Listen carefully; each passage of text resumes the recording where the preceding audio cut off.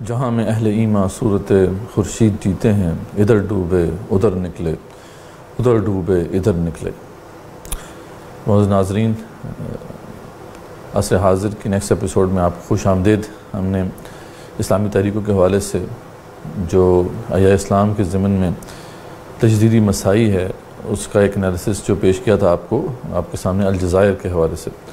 آج ہم انشاءاللہ آپ کو لے چلیں گے مشرق بعید کہ ایک بڑے اسلامی ملک، بلکہ ایسا ملک جس کی آبادی اس وقت امت مسلمہ میں سب سے بڑی ہے، سب سے زیادہ ہے، انڈونیشیا۔ انڈونیشیا 1200 عیسوی کے لگ بھگ اس کے اندر اسلام آنا شروع ہوا۔ یہ بیسیکلی عرب تاجر تھے جو یہاں پہ جب آئے تو انہوں نے یہاں پہ دعوت کا سلسلہ بھی شروع کیا۔ اس کے بعد جو انڈو پاکستان جو ہندوستان کا ایریا ہے، یہاں سے کئی صوفیہ جو ہے وہاں پہ گئے اور وہاں پہ اسلام کی انہوں نے تبلیغ کی۔ تو آہستہ آہستہ پھر یہ اسلام وہاں پھیلتا چلا گیا، اور آج وہاں کی جو آبادی ہے اس کی جو میجورٹی آف دا پاپولیشن ہے وہ مسلمان ہے، اور زیادہ تر وہ سنی مسلمان ہیں۔ تقریباً 85 to 86% جو ہے وہ سنی مسلمان ہیں۔ لیکن 19ویں صدی میں جیسا کہ ہم نے پہلے بھی بتایا کہ عالم اسلام پر جو جلغار ہوئی ہے یہ کلونیل پاورز کی، تو اس ضمن میں یہ انڈونیشیا بھی ہمارے ہاتھ سے چلا گیا، اور اس وقت جو ولندیزی تھے، یہ ڈچ جو امپائر تھی، اس نے ٹیک اوور کر لیا یہ انڈونیشیا کے علاقے کو، اور ساتھ ہی پھر ایک جنگ آزادی کا آغاز ہو جاتا ہے۔ جیسا کہ ہم نے الجزائر کے حوالے سے بات کی تھی کہ وہاں بھی یہ ایک اہم وصف آپ کو نظر آتا ہے کہ وہاں کے علماء جو ہیں وہ نہ صرف یہ ہے کہ جنگ آزادی میں پیش رہے، بلکہ بعد میں جو احیاء اسلام کے حوالے سے جو تحریک اٹھی یا تحریکیں اٹھیں اس میں بھی وہ نہ صرف یہ ہے کہ انہوں نے بھرپور حصہ لیا، بلکہ انہوں نے باقاعدہ لیڈ کیا اس تحریک کو۔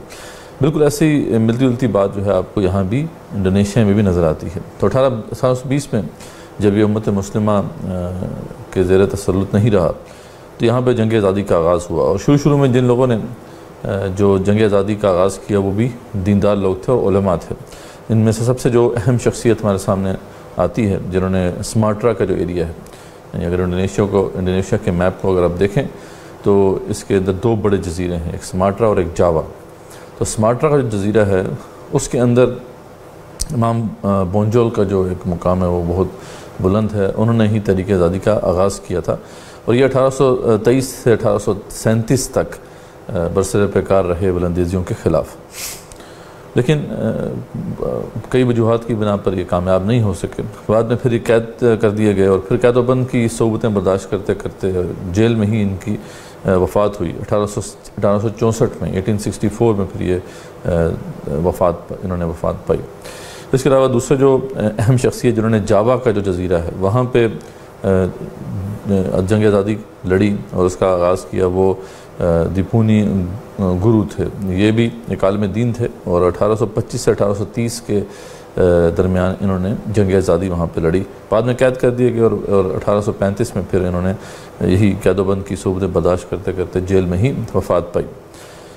اس کے علاوہ پھر جو سماٹرا کا جزیرہ اور پھر جاوا کے بھی مختلف ایریاز میں جو اس کے بعد تحریک آزادی کا علم اٹھایا جن لوگوں نے، ان میں جو سر فہرست ہیں وہ محمد سامان ہیں، یہ بھی عالم دین تھے، اور تیکو عمر جو تھے یہ ایک ویل آف فیملی سے ان کا تعلق تھا، شہزادے تھے، لیکن یہ ہے کہ اور دینی علم بھی تھا ان کے پاس، اور دنیاوی لحاظ سے بھی بڑی نوحہ رکھتے تھے۔ یعنی آپ ان کو کمپیئر کر سکتے ہیں امیر عبدالقادر سے، جیسا کہ ہم نے الجزائر کے حوالے سے آپ کے سامنے ایک انالیسس رکھا تھا۔ تو امیر عبدالقادر جو ہیں وہ بھی ایک دینی علم بھی رکھتے تھے، دنیاوی لحاظ سے بھی وہ سمجھتے تھے، اور ان کی فیملی بھی ویل آف فیملی سے تھے۔ انہوں نے پھر کمان سنبھالی، اور 1907 تک پھر یہ سلسلہ چلتا رہا، یعنی جو جہاد ہوا ہے وہ انہی دو جو لیڈران ہیں ان کے تحت ہوا۔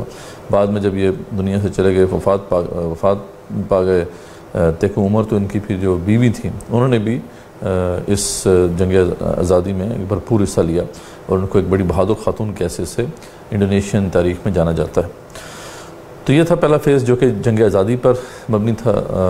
جتنی بھی یہ سٹرگلز ہوئیں بہرحال کامیاب تو نہیں ہو سکی، لیکن یہ ہے کہ انہوں نے ایک گہرا اثر چھوڑا انڈونیشین معاشرے کے اوپر۔ اس کے بعد جو ایک بہت بڑی تحریک جو پولیٹیکل سٹرگل 20ویں صدی میں شروع ہوئی، اس کو جو لیڈ کرنے والے تھے وہ ایک نوٹیبل نام ہے حاجی عمر سعید۔ حاجی عمر سعید کو کا موازنہ آپ کر سکتے ہیں انڈو پاکستان میں جو ابو کلام آزاد سے، یعنی ان کی اگر آپ دیکھیں کہ جو سٹرگل ہے بالکل اسی نہج پہ وہ اپنی سٹرگل کو انہوں نے شروع کیا۔ انہوں نے جو جماعت بنائی شرکت اسلام، وہ one of the biggest organisations تھیں اس زمانے میں، اور ایک اندازے کے مطابق یعنی اس کی جو ایکسپینشن تھی بہت تیز ہوئی، اس کی سپیڈ بہت تیز تھی۔ تقریباً چند ہی عرصے سالوں میں ان کی جو ممبرشپ تھی وہ 4 لاکھ سے اوپر چلی گئی تھی، اور 1912 میں انہوں نے بنائی ہے، اس کی بنیاد ڈالی ہے، اور 1919 تک اس کے 25 لاکھ ممبرز تھے۔ آپ امیجن کریں کہ اس کی ایکسپینشن کتنی ریپڈ ہوئی تھی۔ ان کے جو مقاصد تھے اس میں بڑے بڑے مقاصد جو ہے اس میں اسلام کا قیام بھی تھا، اسلام کو وہ قائم کرنا چاہتے تھے پولیٹیکل سطح پر، اسلامی نظام حکومت کو، لیکن ساتھ ساتھ پھر ان کے اور بھی جو آبجیکٹیوز تھے وہ یہ تھے کہ مسلمانوں کو صحیح اسلامی تعلیمات سے آگاہ کرنا، غیر اسلامی طرز معاشرت و فرسودہ رسم و رواج کا خاتمہ، اسلامی اخوت اور بین الاقوامی اتحاد کو فروغ دینا۔ یہ بین الاقوامی اتحاد کے بڑے حامی تھے، یعنی مسلمان ممالک کا اتحاد ہونا چاہیے، اور ملک میں ذہنی اور تعلیمی ترقی کے لیے کام کرنا، ٹھیک ہے، تاکہ یہاں پہ ایجوکیشن کو بہتر بنایا جائے، پھر صنعت اور تجارت کو فروغ دینا، اور عوام کی معاشی حالت بہتر بنانے کے لیے تدابیر اختیار کرنا۔ تو یہ اس کے بڑے آبجیکٹیوز تھے۔ ان ایڈیشن ٹو دیٹ، جیسا کہ میں نے بتایا کہ وہ نظام حکومت چاہتے تھے کہ اسلام کے مطابق ہو، لیکن انفارچونیٹلی شرکت اسلام جتنی تیزی سے، جتنی ریپڈلی یہ ایکسپینڈ کیا اس نے، اتنی ہی ریپڈلی پھر یہ سکڑ بھی گئی، اور اس کی کئی وجوہات ہیں، لیکن مین وجہ ہم کہہ سکتے ہیں کہ جو اس زمانے میں اشتراکی نظریے کے جو حامی تھے وہ کافی ایکٹیو ہو گئے تھے۔ تو پہلے تو انہوں نے خود جو ہے کوشش کی کہ پینیٹریٹ کریں سوسائٹی کے اندر، لیکن جب ان کو کامیابی نہیں ہوئی، تو پھر کامیابی نہ ملی تو شرکت اسلام میں گھس گئے، اور ان کی سازشوں سے بڑا نقصان پہنچا۔ خیر، اس جو بھی اسٹرگل میں حاجی عمر سعید نے اپنے طور پہ تو بھرپور کوشش کی۔ وہ اسلامی انقلاب چاہتے تھے، آزادی چاہتے تھے، اور اتحاد بین المسلمین کے حامی تھے، جیسا ہم نے ذکر کیا، اور اس کے ساتھ وہ ایک مفکر بھی تھے، ایک داعی بھی تھے، ایک مصنف بھی تھے، اور تجربہ کار صحافی بھی تھے، بالکل ایسے ہی جیسے کہ آپ کو ابو کلام آزاد کی ایک پروفائل نظر آتی ہے۔ پھر کارکنان کی تربیت کے لیے انہوں نے جو ادارہ قائم کیا، جو تعلیمی ادارہ قائم کیا، اس کی بھی اگر آپ دیکھیں ان کی جو سوچ تھی وہ یہی تھی کہ بیسٹ آف بوتھ ورلڈز، یعنی ریلیجس نالج اور ماڈرن نالج کا امتزاج وہاں پہ رکھا جائے، اور ان کی جو درخواست تھی اس کے اندر تاریخ اسلام، فلسفہ، تمدن و ثقافت، عمرانیات اور اسلامی نظریات کی تعلیم و تربیت دی جاتی تھی۔ مشہور رسالہ بھی نکالا اوتوسان ہندیہ کے نام سے، اور وہ بھی کافی جو ہے مشہور ہوا، اس نے کافی اثرات چھوڑے۔ اس کے علاوہ جو محترم عالم اسلامی کا جو ادارہ قائم ہوا تھا مکہ کے اندر اس زمانے میں، اس کی شاخ انہوں نے پھر انڈونیشیا میں بھی کھولی، اور اس زمانے میں جو ایک بڑی اہم کانفرنس انہوں نے ارینج کی تھی، وہ سقوط خلافت کے بعد 1924 میں خلافت کے موضوع پر ہی ایک مؤتمر انہوں نے انڈونیشیا میں بھی منعقد کی تھی، اور کافی لوگ جو ہیں اس میں، جو بھی انڈونیشیا کے خاص طور پہ اسلامی تحریکیں ہیں، اسلامی مزاج لوگ تھے، وہ انہوں نے اس کے اندر بھرپور شرکت کی۔ 1917 میں پھر جیسا میں نے بتایا آپ کو کہ جو روسی انقلاب کے بعد اشتراکی جو نظریات کے حامی تھے وہ کافی زیادہ ان کی جو ہے پینیٹریشن بہت زیادہ ہو گئی تھی شرکت اسلام کے اندر، انہوں نے کافی پھر نقصان بھی پہنچایا۔ 1920 میں انہی کی جو بھی سازشیں تھیں اس کی وجہ سے جو مزدور ٹریڈ یونین تھی شرکت اسلام کی، وہ مرکز کے خلاف ہو گئی، شرکت اسلام کے خلاف ہو گئی، اور ایک مہازارائی کی ایک کیفیت پیدا ہو گئی۔ اور اس کے بعد پھر شاید اور بھی بہت سے ریزنز ہوں گے، لیکن یہ ہے کہ وہ جس ایکسپینشن سے، یعنی جس طریقے سے وہ ایکسپینڈ کی تھی وہ جماعت، اتنی ہی ریپڈلی پھر وہ سکڑنا شروع ہو گئی، اور پھر آہستہ آہستہ اب ہم دیکھتے ہیں کہ اب بھی اگر نام کے حد تک تو وہ بھی موجود ہے، لیکن اس کی کوئی سگنیفیکنس نہیں ہے۔ 1934 میں انہوں نے وفات پائی، اور انڈونیشین سوسائٹی کے اندر جو احیاء اسلام کے حوالے سے جو پولیٹیکل سٹرگل ہے اس کی بنیاد برابر انہوں نے ڈالی تھی۔ اس کے بعد پھر ہم دیکھتے ہیں جو دوسری بڑی جماعت سامنے آتی ہے، جس کا ایجنڈا پولیٹیکلی اسلام کو غالب کرنا تو اس طرح ڈائریکٹلی نہیں تھا، لیکن ان کے سامنے جو آبجیکٹو تھا وہ یہ تھا کہ ایک ہمہ جہتی ایک تحریک برپا کی جائے جو سوشل ریفارم کے اوپر کام کرے، اور ایک اور اس زمن میں واقعی وہ بہت کامیاب رہے۔ 1912 میں احمد دہلان جو کہ ایک معروف عالم دین تھے اور پہلے شرکت اسلام سے ہی ان کا تعلق تھا، بعد میں جب انہوں نے دیکھا کہ شرکت اسلام میں سیاسی رنگ زیادہ غالب آ گیا اور دینی اس کے اندر رنگ نہیں ہے، تو پھر انہوں نے جو ہے یہ جمعیت محمدیہ کی بنیاد ڈالی۔ وہ معروف عالم دین بھی تھے اور پھر مکہ میں کافی عرصہ رہے تھے، اس والے سے ان کے نظریات میں سلفی رنگ بھی غالب تھا، یعنی سلفی سوچ بھی غالب تھی، اور اس کے ساتھ ساتھ کیونکہ انہوں نے دنیا بھی دیکھی ہوئی تھی تو مفتی محمد عبدہ اور جمال الدین افغانی جیسے اشخاص کے افکار سے بھی وہ آشنا تھے اور ایک ماڈرن اپروچ رکھتے تھے دین کے حوالے سے۔ ان کا جو ہے معاملہ یہی تھا کہ انہوں نے آ کے یہاں پر ان کے جو جماعت قائم کی اس کی جو مین یعنی اس کے جو مین آبجیکٹیو تھے، اس میں ایک سب سے پہلی بات تو یہ تھی کہ اسلامی عقائد، قبر پرستی اور ہندو مت کے ذریعے سے اور برہمنی عقائد کے ذریعے سے اور بدھسٹ جو عقائد تھے ان کے ذریعے سے جو انڈونیشین سوسائٹی میں قبر پرستی اور اولیاء پرستی پائی جاتی تھی، اس کا استدباب کیا جائے، یعنی اس کے خلاف ایک بھرپور ایک تحریک چلائی جائے۔ پھر یہ تقلید کے حامی نہیں تھے، یہ چاہتے تھے کہ وہی سلفی نظریات یہ رکھتے تھے، تو یہ ان کا بیک گراؤنڈ تھا۔ پر انہوں نے جو تحریک قائم کی وہ ایک حماقی تحریک تھی، اس کے تحت پھر دینی مدارس بھی قائم تھے، پھر کتب خانے، شفا خانے، ہاسپٹلز، یتیم خانے، یہاں تک کہ یونیورسٹیز بھی قائم ہوئیں اور دیگر خیراتی ادارے بھی، عرفائی کام بڑے پیمانے پہ ہوا ان کے تحت، جس سے امیجن آپ کر سکتے ہیں کہ 128 تو یونیورسٹیز ہیں بھی اس وقت ان کے تحت قائم، یعنی جمعیت محمدیہ کے تحت 128 یونیورسٹیز ہیں جو قائم ہیں وہاں پر۔ اس کے علاوہ بھی بہت سے انہوں نے انسٹیٹیوٹس قائم کیے تعلیم و تعلم کے حوالے سے۔ سب سے جو مین ان کی جو درسگاہ تھی وہ مدرسہ محمدیہ تھی، اگین اس میں امتزاج تھا دنیاوی علوم کا بھی اور دینی علوم کا بھی۔ اس کے علاوہ ٹیچرز کی ٹریننگ کے لیے مدارس قائم کیے، مدارس المعلمین، پھر خواتین اساتذہ جو ہیں ان کے لیے بھی مدارس المعلمات قائم کیا۔ اس طریقے سے تبلیغ کے حوالے سے ٹریننگ دینے کے لیے مدارس قائم کیے، مدارس المبلغین، اور پھر خواتین کے لیے مدارس المبلغات۔ تو یہ مختلف قسم کے ادارے، تعلیمی ادارے بھی تھے، پھر رفاہی ادارے بھی تھے، یہاں تک یونیورسٹیز بھی تھیں۔ تو یہ ایک بھرپور تحریک انہوں نے برپا کی۔ جب آزادی کے بعد مسجومی پارٹی بنی تو اس کے اندر انہوں نے شرکت کی، لیکن بہت جلد پھر وہاں سے علیحدگی اختیار کر لی اور اپنے آپ کو اے پولیٹیکل ہی رکھا، سوشل ریفارم پہ زیادہ فوکس کیا۔ لیکن ہم بعد میں جا کے بتائیں گے کہ ان کا پولیٹیکل انفلوئنس بھی بہرحال اپنی جگہ پہ برقرار رہا، اور گو کہ ڈکلیئرڈ نہیں تھا لیکن انڈکلیئرڈ وہ انفلوئنس جو ہے وہ رہا۔ اور آج یہ نہضت العلماء جو کہ دوسری بڑی تحریک ہے جس کا ذکر ہم ابھی کریں گے، اس کے بعد سب سے بڑی تحریک ہے۔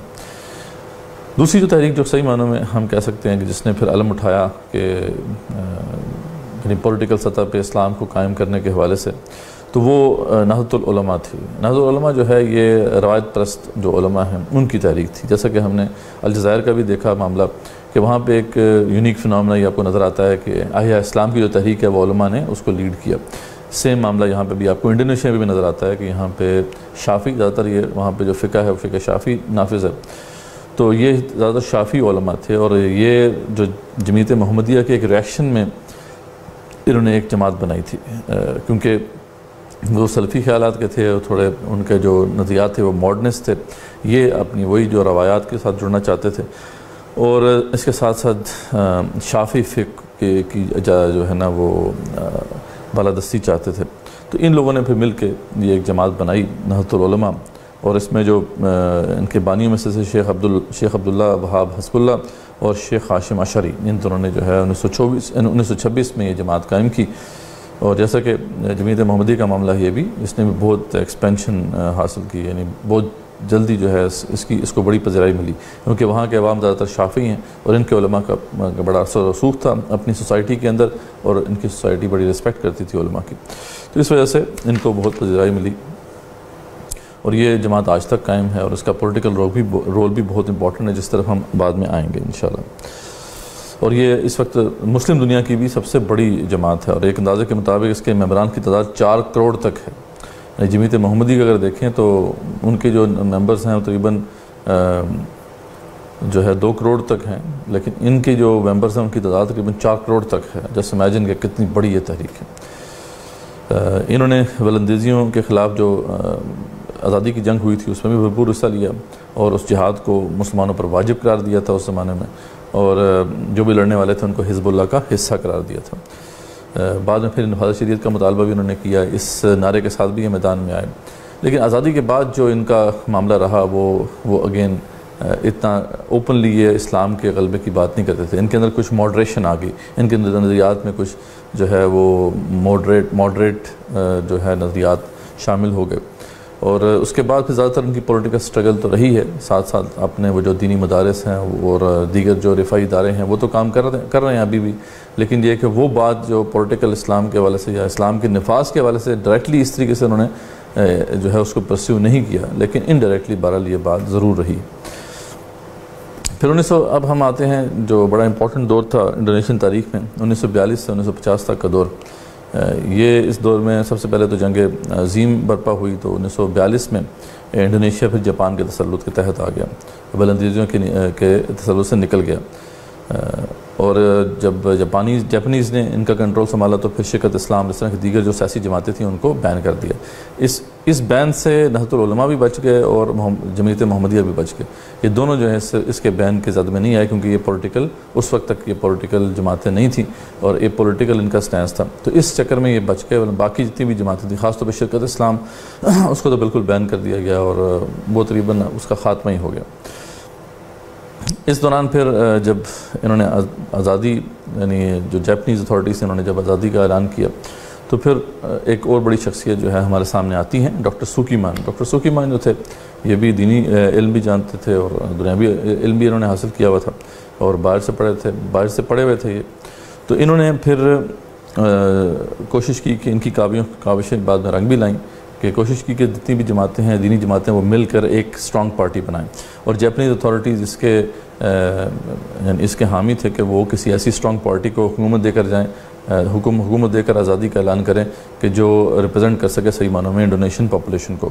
اور وہ سمجھ گئے تھے کہ انڈونیشین پاپولیشن جو ہے ان کا دین سے ایک خاص تعلق ہے.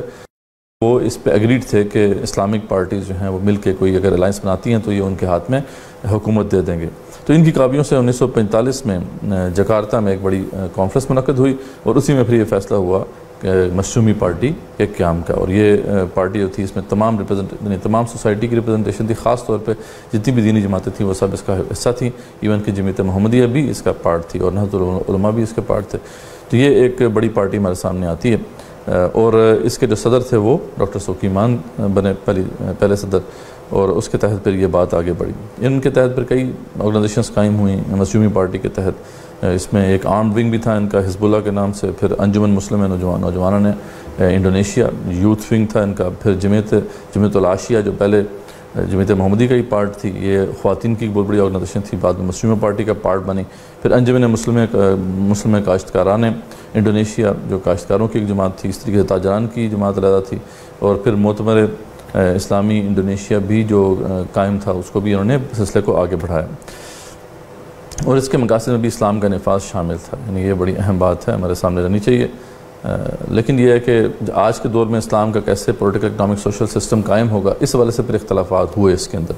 تو مسلم پارٹی کی یہ جو سٹرگل ہے 1945 سے 1958 کا جو زمانہ ہے، اس میں کچھ اختلافات ہمارے سامنے آتے ہیں. ایک طرف وہ لوگ تھے جو روایت پرست لوگ تھے یا روایت پسند علماء تھے، ان کا جو تصور تھا اس حوالے سے وہ بالکل ڈیفرنٹ تھا. جبکہ جمعیت محمدیہ کے کچھ لوگ جو تھے وہ ماڈرن خیالات رکھتے تھے. اس کے علاوہ بھی کچھ جو نوجوان سرگرم کارکنان تھے ان کے نظریات بھی ماڈرن نظریات تھے، اور وہ ایک ماڈرن ایک اسلامک اسٹیٹ قائم کرنے کے حوالے سے جو ہے اپنی خیالات رکھتے تھے. لیکن یہ جو روایت پسند علماء تھے، یہ بہرحال ان کا تصور جو ہے وہی تھا کہ روایتی قسم کی ایک جو ہے عمارت قائم کی جائے. تو اس میں پھر ان کے آپس میں اختلافات ہوئے. لیکن بعد میں جو پارٹی حاوی ہے، جو گروپ جو ہے حاوی ہوا مسلم پارٹی کے اوپر، وہی ماڈرن نظریات رکھنے والے تھے، کیونکہ ان کو ڈاکٹر سوکیمان کی بھی حمایت حاصل تھی. اور بعد میں وہی لوگ پھر جو ہے آل ان آل ہو گئے اس مسلم پارٹی کے. اس میں جو ڈاکٹر سوکیمان کے علاوہ اہم نام تھے ان میں ڈاکٹر محمد ناصر ہیں اور محمد ظفر الدین، محمد روم اور ڈاکٹر ابو حنیفہ تھے. یہ انہوں نے ایک اہم رول ادا کیا. اب یہ اس کی جو پہلی کیبنٹ بنی تھی، یعنی سب سے بڑی پارٹی، یعنی اس میں اس سے بڑی پارٹی اور کوئی نہیں تھی 1950 میں، جب سامنے جو ہے مختلف پارٹیز کا مطلب معاملہ سامنے آیا کہ کون کون سی پارٹیز ہیں. اس کے علاوہ بھی چھوٹی موٹی پارٹیز تھی، لیکن مسلم پارٹی جو ہے سب سے بڑی پارٹی کی حیثیت سے سامنے آئی. اور 232 سیٹوں میں سے تقریباً 49 سیٹیں پھر ان کو ملی 1950 میں. اور جو صدر تھے سکارنو، اس زمانے کے جو صدر تھے ان کے انڈونیشیا کے سکارنو، انہیں اسمبلی بنانے کی انہوں نے کوشش کی تھی کہ انہوں نے پیشکش کی تھی کہ آپ اسمبلی بنا لیں، یعنی مسلم پارٹی کو. ظاہری بات ہے کہ ان کو الائنس کرنا تھا کسی کے ساتھ، کسی پارٹی کے ساتھ، تبھی ان کی حکومت بن سکتی تھی، لیکن انہوں نے ان کو اپرچونٹی دی. تو انہوں نے اس زمانے میں پھر سوشلسٹ پارٹی جو تھی، سوشلسٹ پارٹی آف انڈونیشیا، اس کے ساتھ الحاق کر کے ایک کیبنٹ بنائی. لیکن یہ کیبنٹ پھر 7 ماہ ہی چل سکی. بعد میں پھر انہوں نے جو کچھ اور پارٹیز بھی تھیں، ان میں سے سب سے بڑی پارٹی اس کے علاوہ تھی جو انڈونیشین نیشنل پارٹی تھی، ان کے ساتھ الائنس کیا اور ان کے ساتھ مل کے پھر 1951 سے 52 اور پھر بعد میں 52 سے 53 تک انہوں نے پھر کیبنٹس بنائی. لیکن یہ زیادہ دیر تک چل نہیں سکی. 1951 سے 1952 میں جو کیبنٹ بنی تھی اس کے تحت پھر جو سوکی مان، ڈاکٹر سوکی مان، وہی وزیر اعظم بنے تھے. تو یہ ان کو یہ بھی اعزاز حاصل ہوا کہ یہ وزیر اعظم ہی بنے. 1953 میں بہرحال پھر جو نہضت العلماء ہیں انہوں نے ان سے علیحدگی اختیار کر لی تھی اور ان کا ایک اہم ڈیسیژن تھا. بعد میں جب 1955 میں الیکشنز ہوئے تو یہی 2 پارٹیز، نہضت العلماء اور مسجد پارٹی، یہی سب سے یعنی بڑی پارٹی، 4 بڑی پارٹیز میں سے یہ بھی 2 بڑی پارٹیز کے حیثیت سے سامنے آتی ہیں. اور یہ دونوں اسلامی نظام کے حامی تھے اور یہ چاہتے تھے کہ اسلام کو پولیٹیکل، اکنامک، سوشل سطح پہ قائم ہونا چاہیے. لیکن اس کے بعد 1958 سے پھر 1965 تک کا دور جو ہے اس میں حالات بالکل ڈیفرنٹ اینگل پہ چلے گئے اور ان پارٹیز کا وہ جو سٹینس تھا پھر وہ نہیں رہا کہ اسلام کو غالب کرنا ہے. اس سے پہلے تو 1958 تک ان کے نظریات میں یہ بات تھی کہ ہم نے اسے غالب کرنا ہے، اس کا مطالبہ بھی کرتے تھے. اس کے بعد پھر یہ سچویشن چینج ہو گئی. 1956 سے 1958 میں پھر سماٹرا کے علاقے میں، جو سماٹرا کا جو جزیرہ ہے، اس میں مرکزی حکومت کے خلاف ایک بغاوت ہو گئی اور ایک خانہ جنگی کی کیفیت پیدا ہوگی. اس میں جو یہ بیسیکلی یہ فوجی تھے کچھ جو مختلف بٹالینز تھیں ان کی، جنہوں نے پھر ریوولٹ کیا تھا مرکزی حکومت کے خلاف اور ان کو امریکہ کی سپورٹ حاصل تھی. اب اس کے مقابلے میں جو سکارنو تھے، جو صدر اس زمانے میں، انہوں نے پھر مدد دی جو ہے رشیا سے. تو رشیا سے قربت کی وجہ سے پھر وہ کمیونسٹ نظریات کے حامی بھی ہو گئے.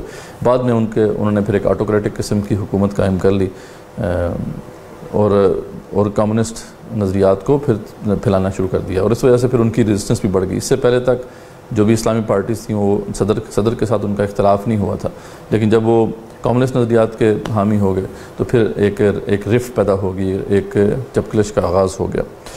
1965 میں اچھا اس سے پہلے 1965 تک جو ہے جو سکرانو صدر جو سکرانو تھے انہوں نے بہرحال سب کو ایک طرح سے راضی کیا ہوا تھا. تو ایک طرف تو جو اسلام کے حامی تھے، اسلامی پارٹیز تھیں، وہ بھی ان کو ایکسیپٹیبل کسی حد تک سمجھتی تھیں، فوج بھی ان کے ساتھ تھی اور پھر کمیونسٹ جو تھے وہ ان کی فل تائید ان کو حاصل تھی. تو اس لحاظ سے وہ انہوں نے اچھا ٹائم گزارا. لیکن 1965 میں پھر ایک اور فوجی انقلاب کی کوشش کی گئی اور اس زمن میں جو اگین فوج میں ایک بغاوت ہوئی اور 6 جرنیل جو تھے انہوں کو قتل بھی کر دیا گیا اور مختلف علاقوں میں کمان سنبھالنے کی کوشش کی گئی.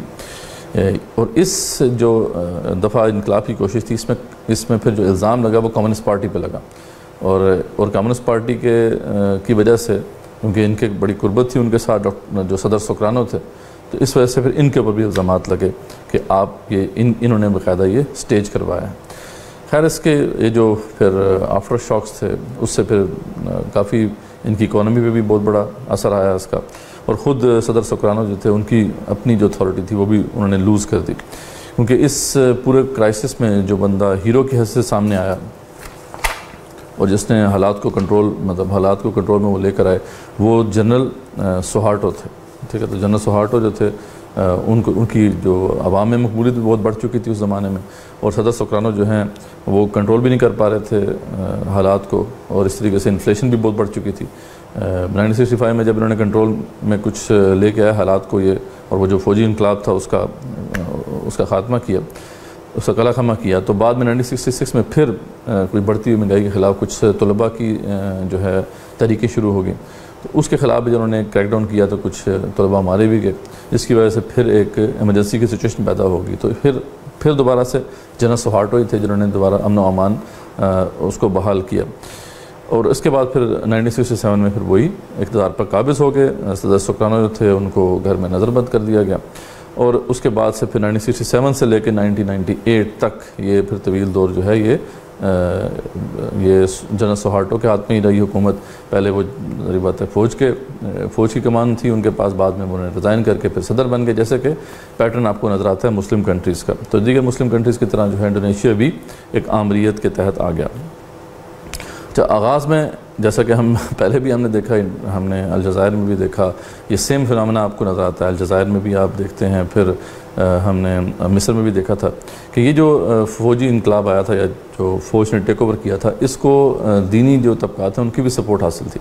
تو شروع میں صدر سوہارٹو جو تھے, یا پہلے جنرل سوہارٹو اور بعد میں پھر صدر سوہارٹو, ان کے ساتھ فوج کی بھی اور جو دینی جماعتیں تھیں ان کی بھی سپورٹ ان کو حاصل تھی. لیکن بعد میں آہستہ آہستہ جب ان کی کرپشن کا معاملہ سامنے آیا اور پھر یہ پتہ چلا کہ ان کے نظریات جو ہیں نیشنلسٹ نظریات ہیں, تو انہوں نے پھر ایک جسے کہتے ہیں کہ رفٹ کا آغاز ہوا. لیکن بہرحال جو بڑی پارٹی تھی نہضت العلماء, ان کا ان کے ساتھ بڑا اچھا ایک کولیبریشن رہی. انہوں نے جو نظریات تھے ان کے وہ نیشنلسٹ نظریات تھے, اور اس زمانے میں جو انہوں نے نظریہ پروموٹ کیا وہ تھا جو کہ ان کے جو قدیم جیونیز جو کلچر تھا اس کے کچھ 5 اصول تھے جنہیں کہتے ہیں پنچ سیلا.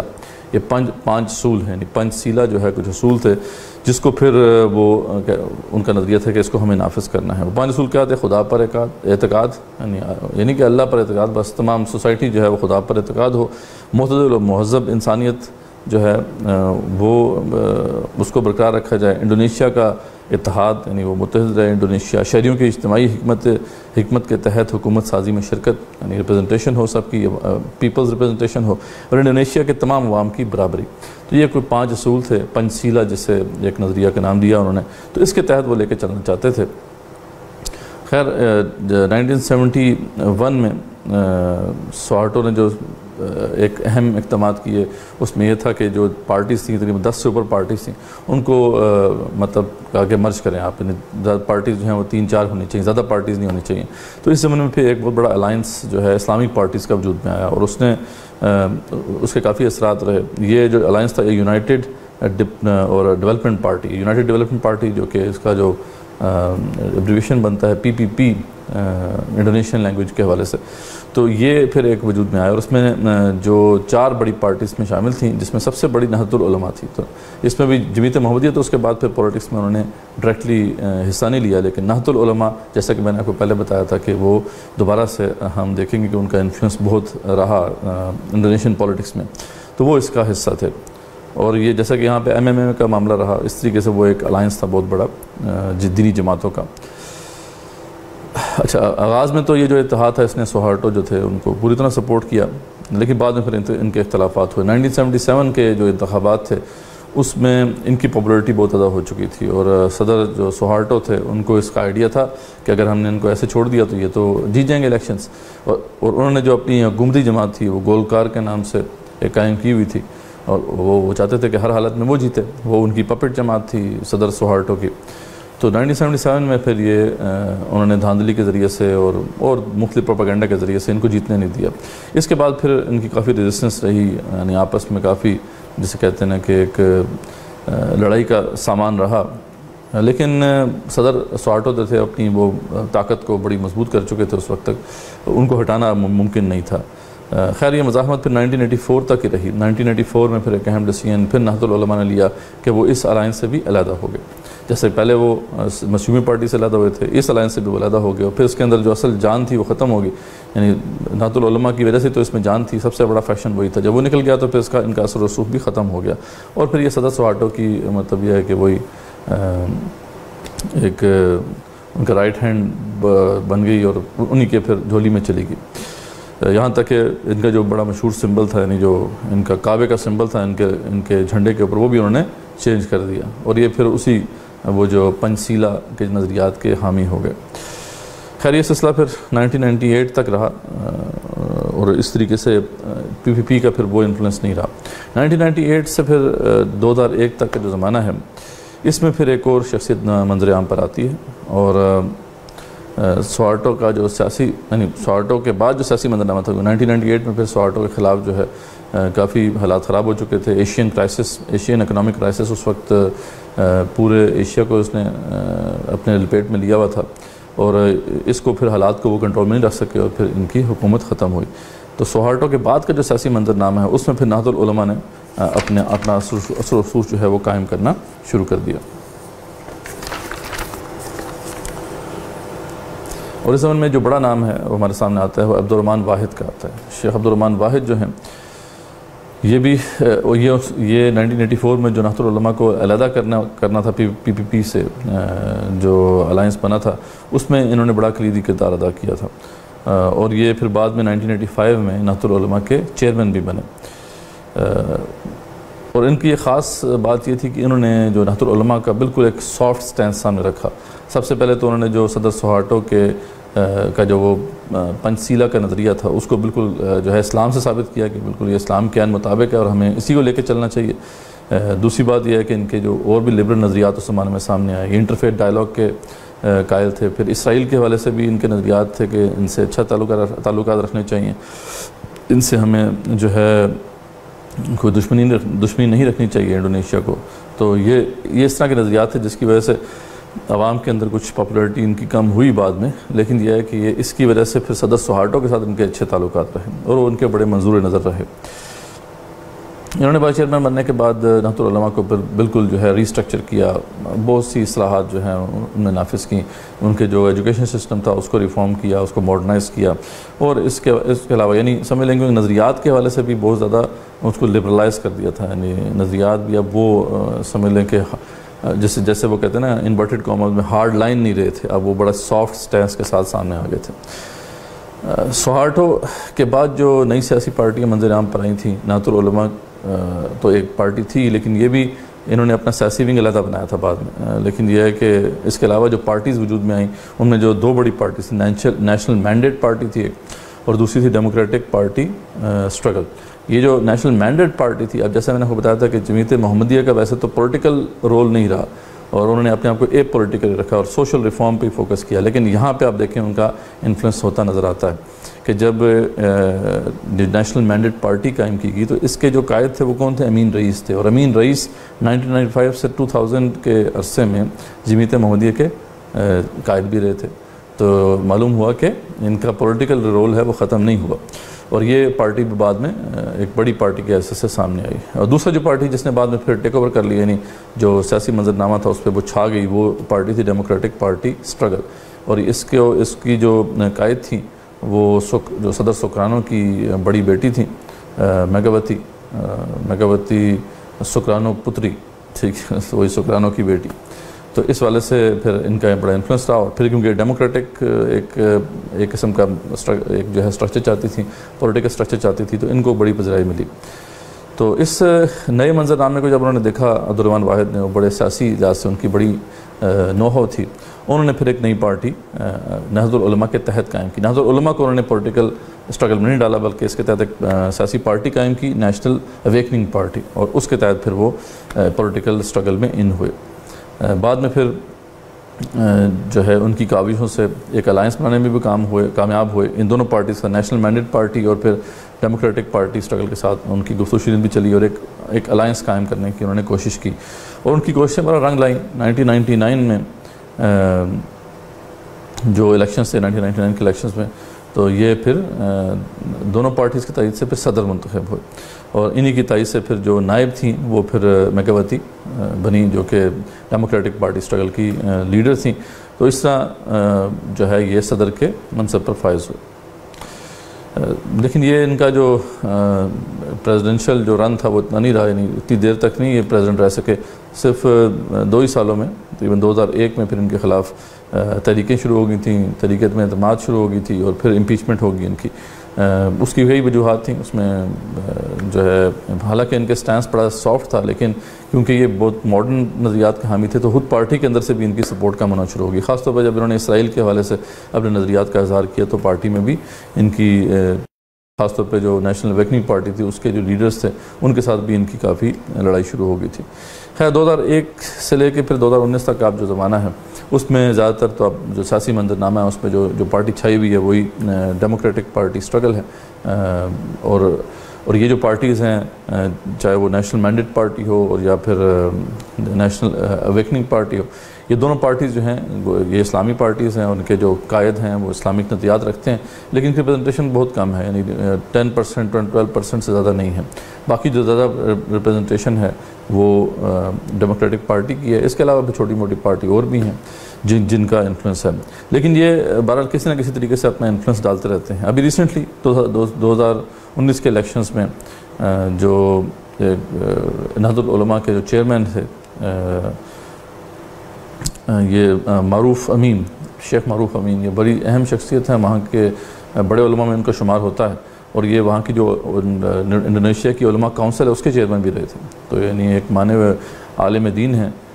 ان کو نائب صدر جو ہے منتخب کر لیا گیا ہے، تو جو صدر ہے وہ تو ڈیموکریٹک پارٹی کا ہی ہے، لیکن یہ ہے کہ نائب صدر اب وہ نہضت العلماء کی جو پارٹی اسلامک اویکننگ پارٹی ہے اس کے تحت ہے، اور یہ ان کے بارے میں کہا جاتا ہے کہ یہ وہی ذرا ہارڈ لائن اپروچ رکھتے ہیں، یعنی نظریات ان کے وہ سافٹ نہیں ہیں، اور اس حوالے سے یہ اپنے خیالات کا اظہار بھی کرتے رہتے ہیں۔ امید کی جا سکتی ہے کہ آگے آنے والا جو وقت ہے اس میں انڈونیشین پولیٹکس میں نہضت العلماء کا انفلوئنس بڑھے گا، اور عین ممکن ہے کہ اب جو نظریات ہیں ان کے وہ اصل اسلامی جو نظریات ہیں ان کی طرف ان کا رجحان ہو۔ بیچ میں جو ان کا پیچ رہا جس میں خاص طور پہ عبد الرحمن واحد کی قیادت میں جو ان کا سٹینس رہا وہ بہت سافٹ رہا، اور وہی جو ماڈریٹ ایک اسلام جو ہے جیسا کہ دنیا میں اس وقت ٹرینڈ چل رہا ہے، جیسے ترکی میں ہم نے دیکھا کہ طیب اردگان کا جو ایک اسلام ہے، اسلام کا تصور ہے، تو اس طرح کے جو ماڈریٹ اسلامسٹ ہیں اب دنیا میں اب ہر جگہ آپ کو نظر آتے ہیں۔ تو یہ تھی یہ ایک ہسٹوریکل ہم نے انالیسس رکھا انڈونیشیا میں ہونے والی جو تجدیدی مسائی ہے احیاء اسلام کے حوالے سے، کیا کچھ ہم اس سے لرن کر سکتے ہیں، تجزیہ کیا ہے ہمارا۔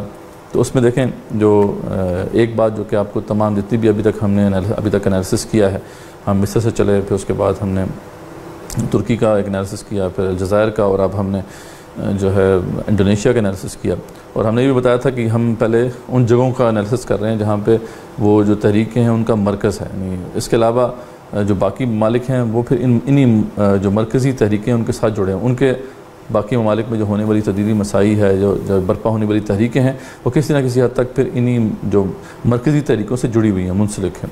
تو اس میں پھر ایک بہت بڑا جو مرکز ہے وہ پھر انڈو پاکستان ہے، اس پہ پھر انشاءاللہ بات کریں گے۔ اس حوالے سے تو ہم نے پہلے بھی بتایا تھا کہ ہم اس کو بعد میں ایڈریس کریں گے، کیونکہ اس کے بارے میں تو آلریڈی ہمارے سامنے کافی انفارمیشن ہے ہی، لیکن دیگر ممالک کے اندر جو ہونے والی جو تجدیدی مسائی ہے اس حوالے سے ہمارے پاس انفارمیشن اتنی نہیں تھی، تو ہم نے چاہا کہ اس پہ پہلے فوکس کیا جائے۔ تو اب ہم جو اس کا تجزیہ کر سکتے ہیں، ابھی تک جو ہم نے 4 جو مختلف ممالک کے اندر ہونے والی تجدیدی مسائی کو دیکھا ہے، تو اس میں آپ کو بڑی واضح طور پہ ایک ٹائپ آف سٹرگل نظر آتی ہے، سوشل ریفارم سٹرگل، کہ سماجی اصلاح کی جو ایک جدوجہد ہے۔ آپ دیکھیں کہ اخوان المسلمون بھی اگر آپ اوریجنلی دیکھیں تو وہ بھی ایک سماجی اصلاح کی ایک تحریک تھی، اور بعد میں پھر ایک پولیٹیکل سٹرگل میں وہ انوالو ہوئے، اور پھر نفاذ شریعت کے مطالبے کے تحت بھی سامنے آئے، لیکن صحیح معنوں میں دیکھیں تو وہ سوشل ریفارم سٹرگل تھی۔ اسی طریقے سے ہم نے جو ترکی میں بھی دیکھا تو فتح اللہ گولان کی جو سٹرگل ہے جس کا ہم نے انالیسس کیا تھا وہ بھی ایک سوشل ریفارم سٹرگل تھی۔ ہاں، جو ڈاکٹر اربکان کی جو سٹرگل تھی وہ ساری پولیٹیکل سٹرگل تھی، لیکن جو فتح اللہ گولان کی سٹرگل ہے وہ سوشل ریفارم سٹرگل۔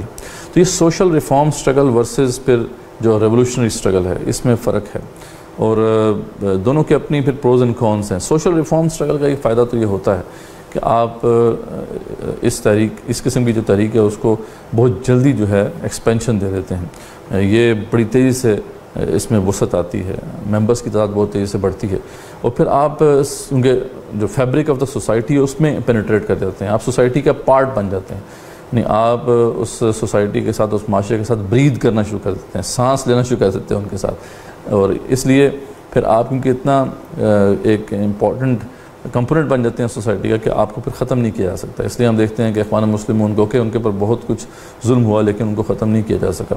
اس لیے کہ فتح اللہ گولان کی جو موومنٹ ہے، ایون دو کہ اس کے اوپر کریک ڈاؤنز ہوئے ہیں، طیب اردگان کی حکومت نے کی ہیں، لیکن اس کو ختم نہیں کیا جا سکتا۔ سیم معاملہ ہم یہاں پہ بھی نظر آتا ہے، ایک بہت بڑے پیمانے پہ سوشل ریفارم موومنٹ جو ہے انہوں نے وہ برپا کی، اور دونوں جو بڑی جماعتیں تھیں، نہضت العلماء اور جمعیت محمدیہ۔ تو اس لحاظ سے دیکھا جائے تو اس قسم کی جو سٹرگل ہوتی ہے اس کو ختم نہیں کیا جا سکتا، اور پھر اس کی ایکسپینشن بہت زیادہ ہوتی ہے، لیکن اس کا پھر نقصان یہ ہوتا ہے کہ اس طرح کی جو بھی سوشل اسٹرگل ہوتی ہے اس میں پبلک منی انوالو ہوتی ہے، یعنی آپ کو جو فنڈ ریزنگ کرنی ہوتی ہے وہ پبلک سے ہی کرنی ہوتی ہے، اور جہاں سے پھر پیسہ آتا ہے وہاں سے پھر سوچ بھی آتی ہے. تو یہ اس قسم کی جو اسٹرگلز ہوتی ہیں پھر اس میں آپ کی جو آئیڈیالوجی ہے وہ کمپرومائز ہوتی ہی ہوتی ہے. جیسا کہ ہم نے دیکھا اخوان کے حوالے سے بھی دیکھا، ان کی آئیڈیالوجی میں کمپرومائزز انہیں کرنا پڑے. اس طریقے سے فتح اللہ گلنگ کا تو وہاں پہ نظریہ ہی شروع سے کمپرومائز تھا، لیکن یہاں پہ بھی ہم نے دیکھا کہ وہ کہ نہضت العلماء اور جمعیت محمدیہ کا نظریہ اور سوچ تو تھی کہ ہم اسلام کو غالب کرنا چاہتے ہیں، لیکن کیونکہ جس طرح کا آپ کا سیٹ اپ ہوتا ہے، اسٹرکچر ہوتا ہے، جس طرح کی آپ کی فاؤنڈیشنز ہوتی ہیں، اس کے مطابق پھر آپ کو آگے لے کے چلنا پڑتا ہے. تو آپ کو مجبوراً سافٹ سٹینس پہ جانا پڑتا ہے. یہ اس کا سب سے بڑا ڈرا بیک ہے. اور پھر اینڈ آف دا ڈے یہ ہے کہ یہ جو ٹائپ آف اسٹرگل تھی وہ بھی کامیاب تو نہیں ہوئی. اس لحاظ سے دیکھا جائے کہ اخوان مسلمون بھی ناکامیوں سے دوچار ہوئے. اس کے علاوہ یہاں پہ بھی ہم دیکھتے ہیں کہ 10% 12% ان کی ریپرزنٹیشن ہے، جو کہ اتنی زیادہ نہیں ہے. اور لیکن بہرحال یہ ہے کہ اس کے ذریعے سے جو اسٹرگلز ہوئی ہیں بہرحال وہ کسی طریقے سے آج بھی برقرار ہیں اور فیوچر میں بھی برقرار رہیں گی. اور اللہ جانتا ہے کہ ہو سکتا ہے فیوچر میں کہیں جا کے یہ لوگ اتنے کیپبل ہو جائیں کہ ایک انقلاب برپا کر دیں. لیکن اس کے ساتھ پھر یہ چیز جڑی ہوئی، جو سوشل ریفارم کی جو اسٹرگل ہوتی ہے اس کے ساتھ پھر پولیٹیکل اسٹرگل بھی اسی نہج پہ ہوتی ہے. تو اس لیے جب انہوں نے اپنے پولیٹیکل ونگز بنائے ان جماعتوں نے تو وہ بھی پھر ایک سافٹ سٹینس کے ساتھ ان کو سامنے آنا پڑا. ان کو پذیرائی بھی ملی، لوگوں کے ووٹس بھی ملے، لیکن ہم نے پہلے بھی بتایا کہ پولیٹیکل اسٹرگل خاص طور پہ جو الیکٹورل پولیٹکس کے ذریعے سے جو اسٹرگل ہوتی ہے اس کے ذریعے سے تبدیلی نہیں آ سکتی، کیونکہ فوج اپنی جگہ پہ انٹیکٹ ہوتی ہے. جو 3 بڑے پلر ہوتے ہیں اسٹیٹ کے، اس میں مقننہ جو ہے سب سے ویک پلر ہوتا ہے، جس میں آپ اگر زیادہ ووٹ لے کے آ بھی جائیں تو آپ کی کوئی حیثیت نہیں ہوتی. اول تو یہ کہ آپ کو ووٹ نہیں ملتے، زیادہ تر تو آپ کو کولیشن کے ساتھ ہی کسی کوئی گورنمنٹ بنانی پڑتی ہے، اس میں کچھ تھوڑا بہت انفلوئنس اپنا ڈالنا پڑتا ہے. جیسا کہ ہمارے ہاں بھی جماعت اسلامی کا رہا ایک انفلوئنس رہا، MMA کا انفلوئنس رہا، لیکن کبھی بھی وہ میجر یعنی وہ جو ہے ان کا رول نہیں رہا. اسی طریقے سے یہاں پہ بھی ہم دیکھتے ہیں کہ 10% 12% ریپرزنٹیشن ہے، تو میجر رول تو نہیں ہے، لیکن سائڈ لائنز پہ جتنا بھی کچھ کر سکتے ہیں وہ کر سکتے ہیں. تو اس طرح کی جو بھی اسٹرگل ہے اس کے ساتھ پھر پولیٹیکل اسٹرگل بھی ساتھ شامل ہو جاتی ہے، خاص طور پہ الیکٹورل پولیٹکس کا جو ایک کانسیپٹ ہے، اور اس کے تحت بہرحال آپ تبدیلی تو نہیں لے کے آ سکتے، اسلام کو غالب تو نہیں کر سکتے.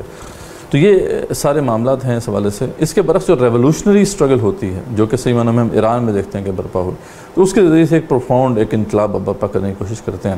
تمام انسٹیٹیوشنز آف سوسائٹی جو ہیں ان کو آپ ٹرانسفارم کر دیتے ہیں. تو اگر یہ آپ ڈیفینیٹلی آپ پر ڈیپینڈ کرتا ہے کہ آپ کس قسم کی اسٹرگل چاہتے ہیں. ہاں، اس قسم کی اسٹرگل میں پھر آپ کا نظریہ پھر انٹیکٹ رہتا ہے، اس میں کمپرومائزز آپ کو کرنے نہیں پڑتے کیونکہ آپ نظریے پہ فوکس کرتے ہیں. رسول اکرم صلی اللہ علیہ وسلم کی جو اسٹرگل ہے وہ بھی ایک ریولوشنری اسٹرگل تھی. بہرحال ہمیں بڑا کیئرفلی انالیسس کرنا چاہیے. ہم جب دیکھتے ہیں پوری اس وقت امت مسلمہ کی جو حالت ہے اس کو آپ دیکھتے ہیں اور اس میں جو برپا تحریکوں کی تاریخ کو اپنے سامنے رکھتے ہیں اور اس کا جائزہ لیتے ہیں، تو آپ کو بہرحال ایک ہائبرڈ اپروچ پہ جانا پڑے گا.